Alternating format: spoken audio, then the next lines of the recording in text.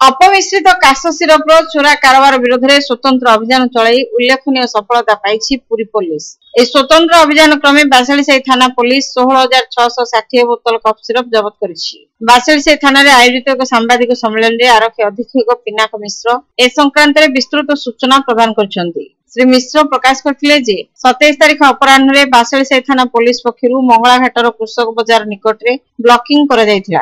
ए अभियान बेले अपमिश्रित काश सिरप बोझेई होइथिबा गाड़ी गुडी को अटका जाई खानतलाश करा जिबारु 16,660 बोतल काश सिरप जबत करा जायथिला। पुलिस एही बेआईन कारोबार रे लिप्त 5 जन को गिरफ्त करथिले। गिरफ अभियुक्त माने हेले ताळबुणिया थाना मधुबन प्रथम गळीर स्वर्गत निरंजन खुंटिया पुओ अविनाश खुंटिया उर्फ राजा बयस 29, खोर्धा जिला भुवनेश्वर खारवेल नगर थाना अंतर्गत सत्यनगर प्लॉट नंबर A/2 अमृत पैलेस स्वर्गत प्रताप चंद्र मल्लिक पुओ निरंजन मल्लिक बयस 44, खोर्धा जिला मंचेश्वर थाना अंतर्गत चकई सियाणी श्रीराम नगर जोगी स्वाई पुओ उत्तम स्वाई बयस 29, खोर्धा जिला मंचेश्वर थाना रसुलगढ़ चकई सियाणी श्रीराम नगर प्लॉट नंबर NB13 धनेश्वर प्रधान पुओ जयदेव प्रधान उर्फ सुनील बयस 48 और केन्द्रापड़ा जिला डेराबिस थाना अंतर्गत ओ खंडर कमलाकांत वेदांत पुओ अंकित वेदांत उर्फ टिक्की। आरक्षी अधीक्षक श्री मिश्र प्रकाश करथिले जे जबत होइतिबा सिरप बोतल गुड़िकर मूल्य 33,32,000 टंका।